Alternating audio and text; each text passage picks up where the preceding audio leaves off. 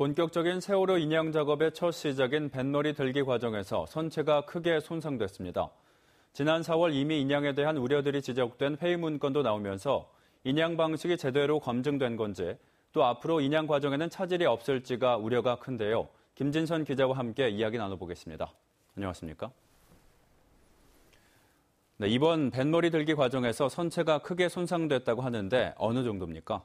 네, 이번 선수들기 작업에서 손상된 곳은 뱃머리 가판 부분으로 모두 두 곳입니다. 이 인양 업체가 촬영한 영상을 보시면 세월호 선체 외판이 종이장 찢기듯이 길게 구멍이 나 있는 모습을 확인할 수 있는데요.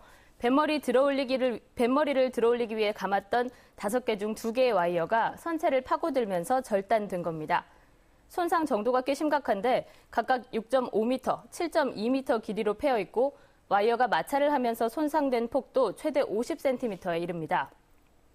해양수산부는 선수들기 작업 이틀째인 지난 13일 이 문제를 발견하고 작업을 중단했고요. 당시 4m까지 들었던 세월호 뱃머리를 받침대 위에 내려놓은 상태입니다. 네, 일단 해양수산부는 손상 부분을 다시 보완해서 뱃머리 들기를 다시 시도한다고 하고 있는데 어떤 대안이 나왔습니까? 네, 일단 손상된 부분에 보강제를 덧대서 이 당초 계획했던 대로 와이어로 뱃머리를 감아서 들어올리는 방식을 고수하기로 했습니다. 현재 세월호는 왼쪽으로 누워있는 상태인데요.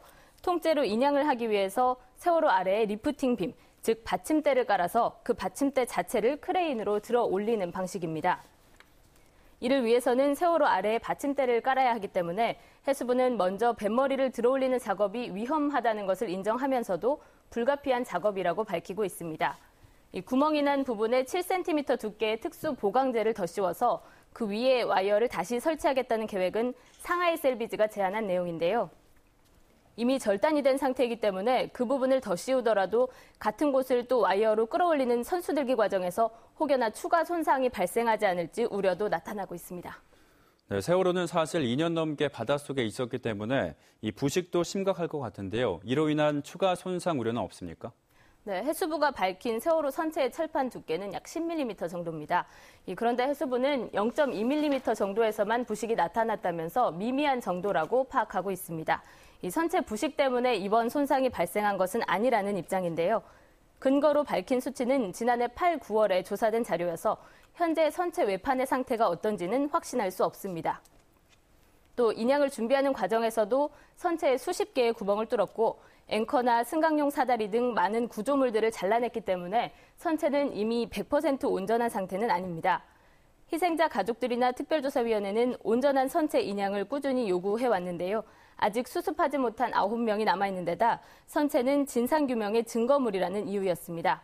이 작업으로 인해서 선체가 크게 파손된 사실이 알려지면서 희생자 가족들은 충격과 분노 또 앞으로 인양 과정에 대한 불안감을 표시하고 있습니다.